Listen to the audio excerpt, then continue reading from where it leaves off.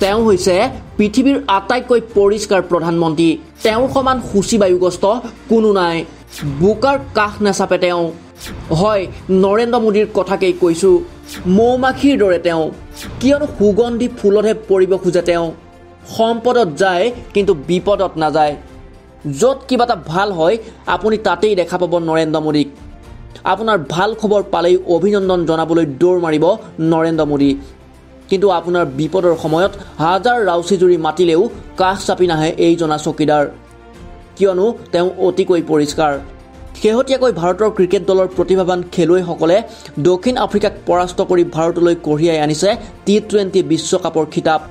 লগে লগে প্ৰতিগৰাকী ক্ৰিকেটাৰলৈ টেলিফোন নৰেন্দ্ৰ মোদীৰ। ইয়াত আপত্তি একো নাই। দেশৰ খেলুৱৈয়ে দেশলৈ সন্মান কঢ়িয়াই আনিছে আৰু দেশৰ প্ৰধানমন্ত্ৰীগৰাকীয়ে টেলিফোন কৰি অভিনন্দন জনাইছে। এয়া খুবেই স্বাভাৱিক কথা। দেশলৈ যেতিয়া মল্লযুঁজাৰুসকলে অলিম্পিক আৰু বিভিন্ন আন্তঃৰাষ্ট্ৰীয় খ্যাতি কঢ়িয়াই আনিছিল তেতিয়াও প্ৰশংসা কৰিছিল, সম্বৰ্ধনা জনাইছিল, ঘৰলৈ মাতি নি ভোজ ভাত খুৱাইছিল নৰেন্দ্ৰ মোদীয়ে। যেতিয়া দেশৰ বিজ্ঞানীসকলে চন্দ্ৰযান 3ৰ সফল উৎক্ষেপণ কৰিছিল তেতিয়াও কেমেৰাৰ আগত প্ৰথমেই দেখা গৈছিল নৰেন্দ্ৰ মোদীক। কিন্তু সমস্যাটো হ'ল সম্পদতহে লগত থাকে নৰেন্দ্ৰ মোদী, বিপদত কিয় লগত নাথাকে নৰেন্দ্ৰ মোদী। বিশ্বকাপ বিজয়ী ক্ৰিকেটাৰক টেলিফোন কৰি লগে লগে খবৰ লোৱা প্ৰধানমন্ত্ৰীয়ে কিয় এবাৰো টেলিফোন নকৰে কাশ্মীৰত সন্ত্ৰাসবাদীৰ আক্ৰমণত নিহত আহতৰ পৰিয়াললৈ। মেৰিকমে আন্তঃৰাষ্ট্ৰীয় পদক কঢ়িয়াই আনোতে খবৰ লোৱা প্ৰধানমন্ত্ৰীয়ে মণিপুৰ হিংসা সন্দৰ্ভত কিয় নলয় খবৰ? কিয় এবাৰো টেলিফোন কৰি আশ্বাস নিদিয়ে নীট পৰীক্ষাৰ কেলেংকাৰীয়ে হতাশ কৰা ছাত্ৰ ছাত্ৰীসকলক? অসমৰ বিহুৰ শুভেচ্ছা দিয়া প্ৰধানমন্ত্ৰীয়ে, অসমৰ গামোচা ডিঙিত আৰি যোগাসন কৰা প্ৰধানমন্ত্ৰীয়ে কিয় ফোন নকৰে বানাকান্ত পৰিয়াললৈ? অলিম্পিক জয় কৰি অহাৰ পিছত ঘৰলৈ মাতি নি মল্লযোদ্ধাসকলক ঠিকেই সম্ভাষণ জনাইছিল এইজন পৰিষ্কাৰ প্ৰধানমন্ত্ৰীয়ে। কিন্তু মল্লযোদ্ধাসকলক যৌন উৎপীড়ন চলোৱাৰ সময়তহে কাষ চাপিবলৈ ভয় খালে এইজন অলপ ধতুৱা প্ৰধানমন্ত্ৰীয়ে। হিন্দু ধৰ্মৰ কথা ঠিকেই কয়, হিন্দু বাবা সন্যাসীৰ জয়ধ্বনি ঠিকেই দিয়ে এইজন নামধাৰী হিন্দুত্ববাদীয়ে। কিন্তু হাথৰছৰ ধৰ্মীয় সভাত নিহত হোৱা পৰিয়ালৰ কাষলৈ আহিব নোৱাৰে এইজন দেশৰ অযথা চকীদাৰ। News desk report the opinion. তেওঁ হৈছে পৃথিৱীৰ আটাইতকৈ পৰিষ্কাৰ প্ৰধানমন্ত্ৰী। তেওঁৰ সমান সূচীবায়ুগ্ৰস্ত কোনো নাই। বোকাৰ কাষ নাচাপে তেওঁ। হয়, নৰেন্দ্ৰ মোদীৰ কথাকেই কৈছোঁ। মৌমাখিৰ দৰে তেওঁ, কিয়নো সুগন্ধি ফুলতহে পৰিব খোজে তেওঁ। সম্পদত যায় কিন্তু বিপদত নাযায়। য'ত কিবা এটা ভাল হয় আপুনি তাতেই দেখা পাব নৰেন্দ্ৰ মোদীক। আপোনাৰ ভাল খবৰ পালেই অভিনন্দন জনাবলৈ দৌৰ মাৰিব নৰেন্দ্ৰ মোদী।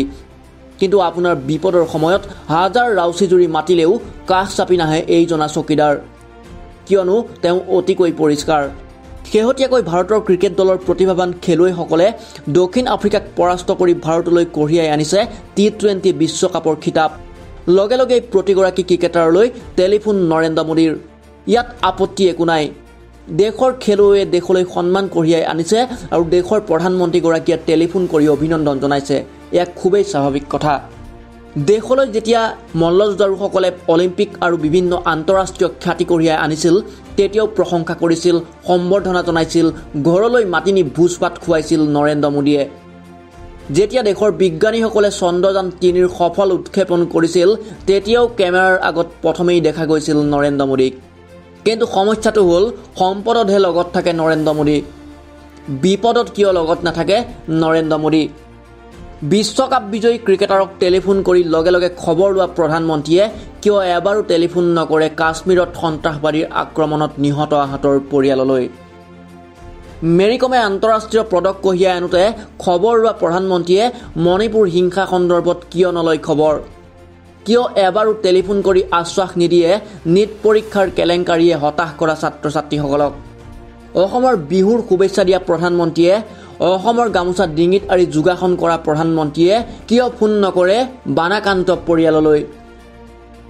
অলিম্পিক জয় কৰি অহাৰ পিছত ঘৰলৈ মাতি নি মল্লযোদ্ধাসকলক ঠিকেই সম্ভাষণ জনাইছিল এইজন পৰিষ্কাৰ প্ৰধানমন্ত্ৰীয়ে। কিন্তু মল্লযোদ্ধাসকলক যৌন উৎপীড়ন চলোৱাৰ সময়তহে কাষ চাপিবলৈ ভয় খালে এইজন অলপ ধতুৱা প্ৰধানমন্ত্ৰীয়ে। হিন্দু ধৰ্মৰ কথা ঠিকেই কয়, হিন্দু বাবা সন্যাসীৰ জয়ধ্বনি ঠিকেই দিয়ে এইজন নামধাৰী হিন্দুত্ববাদীয়ে।